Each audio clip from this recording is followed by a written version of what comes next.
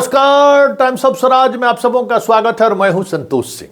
और आज हम टाइम्स ऑफ स्वराज में बात शिक्षा विभाग के उन भ्रष्ट अधिकारियों की कर रहे हैं जिसके वजह से पूरे विभाग का साख दांव पर लग गया है। वैसे भी अब शिक्षा विभाग का साख कुछ बचा नहीं है, क्योंकि उनका जो मूल काम है पढ़ना पढ़ाना, उससे विभाग कोसों दूर चला जा चुका है। गांव-गांव में इसको लेकर आप समझ भी सकते हैं। और बात जब होगी सरकारी स्कूल और सरकारी व्यवस्था का, तो जिसके पास थोड़ी सी भी सहूलियत है, थोड़ा पैसा आ जा रहा है, कोई सरकारी स्कूल में अपने बच्चों को नहीं पढ़ाता है। पहले प्राइमरी से लेकर हाई स्कूल तक लोग पढ़ता भी था, अब प्राइमरी से लेकर हाई स्कूलों तक नहीं पढ़ता है। हर गांव में एगो प्राइवेट स्कूल है और बढ़िया तरीके से चल रहा है। सरकार के स्कूल में नाम भले हो, लेकिन पढ़ता प्राइवेट स्कूल में। खैर, आज हम बात सिद्धार्थ जी आपके भ्रष्ट पदाधिकारियों की कर रहे हैं। दो मुद्दा हमारे सामने आया है। जब से रजनीकांत सामने आए हैं तब से दो मुद्दा हमारे सामने है। आपके 5 वर्तमान जिला शिक्षा पदाधिकारी के खिलाफ निगरानी को दर्जनों की शिकायतें मिल चुकी हैं। उसमें एक का लेटर हम आपको दिखा रहे हैं, जो भी पटना का जिला शिक्षा पदाधिकारी है। जरा इसकी संपत्ति की जांच आप भी करा लीजिए। जो निगरानी को जो शिकायत हुई है उसमें पूरे अनुलग्नक के साथ इसकी संपत्ति की विवरणी दी गई है। ये भी 100 करोड़ से कम वाला पार्टी नहीं है लगता है, क्योंकि इतनी शिकायतें हो रही हैं लगातार। जहाँ से पोस्टेड था वहाँ से लेके पटना तक, और पटना में भी शिक्षकों से पूछिए तो ये भी एकदम फर्रुखाबादी है। यो के पाठक का एकदम नाक का बाल था। कुछ आदेश करे के पाठक, ये हो सकता है रजनीकांत की तरह ये भी कहता हाँ हाँ एकदम सर, एकदम हो जाएगा 100%। और उस तरीके के खेल में इसकी भी शिकायत है। जरा इसकी जांच करा लीजिए कि क्या स्थिति है। नहीं तो कहीं विजिलेंस मार दिया रेड, तो उसी भी विभाग का नाक कट गया है। विभाग के बारे में लोगों का अलग चौक चौराहा पर चर्चा होनी शुरू हो गई है कि शिक्षा विभाग में पढ़ने पढ़ाने वाला जगह में इतना इतना पैसा कमाई हो रहा है। कि दूसरे के यहाँ अगर हो गया तो समझ जाइए आप अपने से जाँच करवा लीजिए। आपका मुजफ्फरपुर भी है, आपका छपरा भी है, आपका गोपालगंज भी है। सब जो है टॉप रैंकिंग में है। इसकी शिकायत निगरानी के पास है। देख लीजिए, हम लेटर आपको चला दे रहे हैं। तो कल दिन नाक कटे, इससे बेहतर है कि इन लोगों पर अपनी तरीके से जांच करवा ही रहे हैं। जरा जांच का फाइल खंगालवा लीजिए, क्योंकि इन लोगों का फाइल दबाने वाला सब एक से एक महारथी है।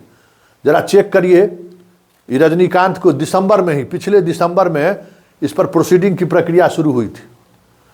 किसके आदेश पर वो प्रोसीडिंग प्रपत्र का गठित हो रहा था, कौन इसको रोक दिया, जरा इसका पता करिए। तो एगो सुबोध चौधरी जी हैं, जरा आपके विभाग में, जरा उनसे पता करिए, जरा उनसे बात करिए कि उनका फाइल कैसे, जब फाइल स्टार्ट हो गया प्रपत्र का गठित होने के लिए, तो फाइल बीच में रुक कैसे गया। कौन है इनको जो बचा रहे हैं।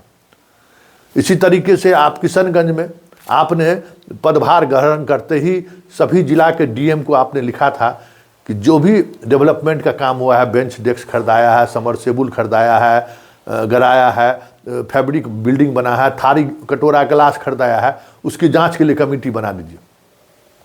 याद करिए, किशनगंज के डीएम ने आपको रिपोर्ट भेजा था कि किस स्तर पर गड़बड़ी हुई है, और वो करोड़ों में, 100 करोड़ से अधिक की गड़बड़ी की बात सामने में आई।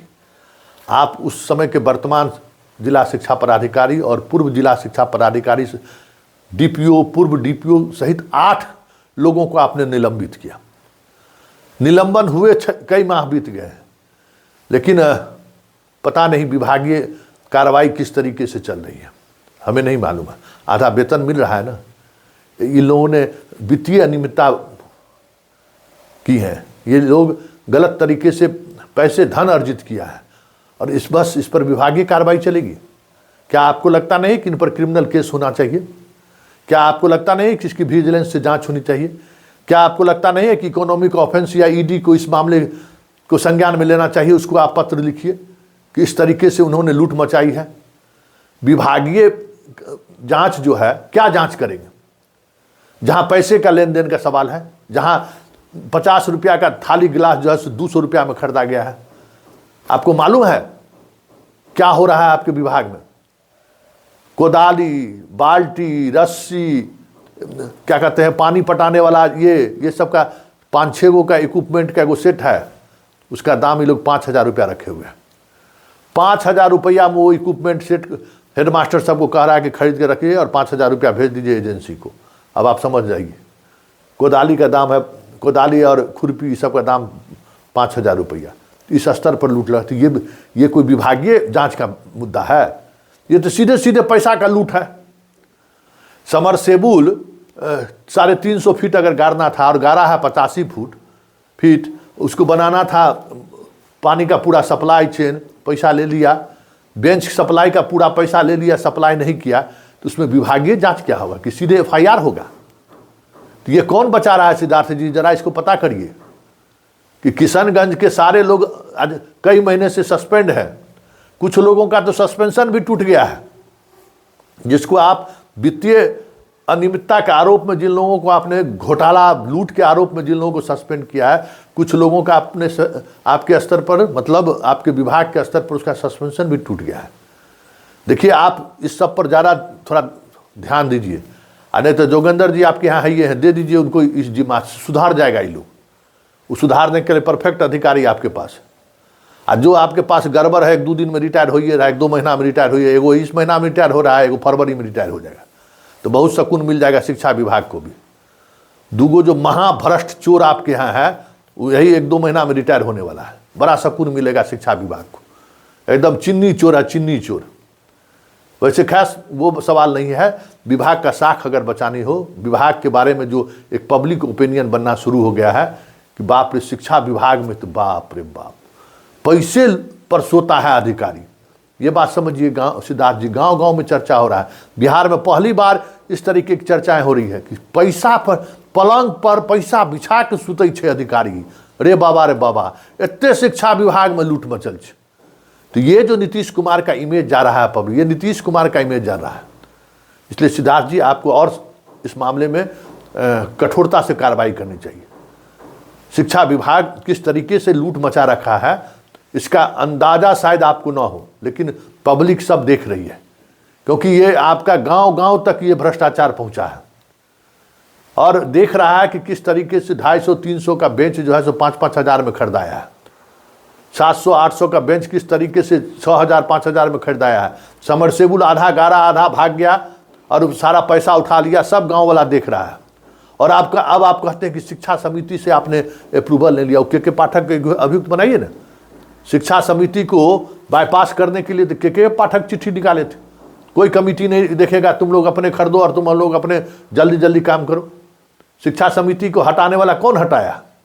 तो करिए उस पर कार्रवाई, लिखिए सरकार को कि इन्होंने गड़बड़ी की है, इस पर FIR दर्ज होना चाहिए, इस पर गड़बड़ी की है, इस पर प्रोसीडिंग होना चाहिए।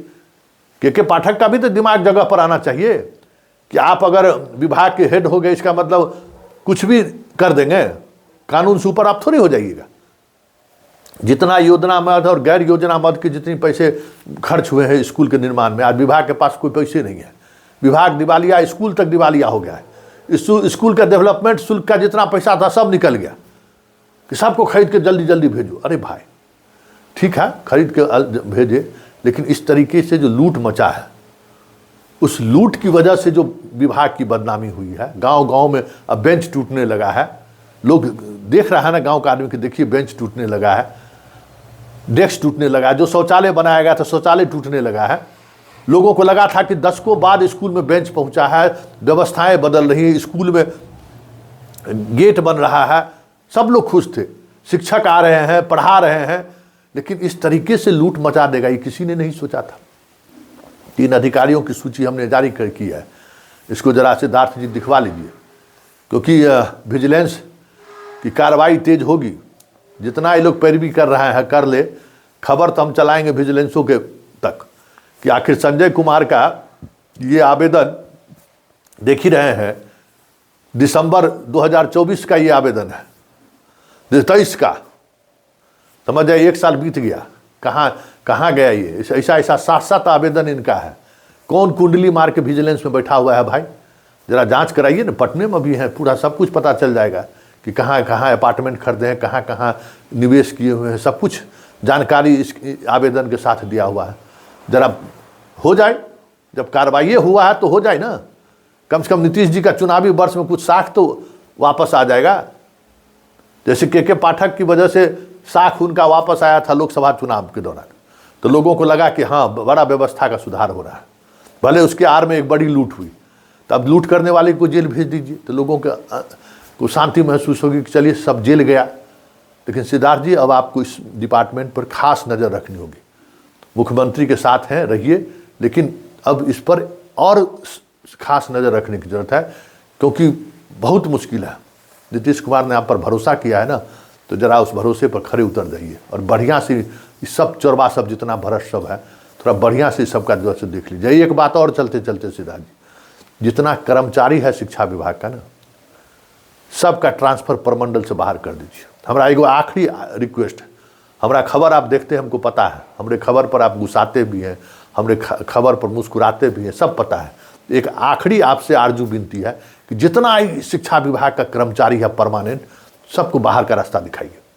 और जितना ही कॉन्ट्रैक्ट वाला है, इस सबको 20,000 दरमाहा मिलता है, समझे।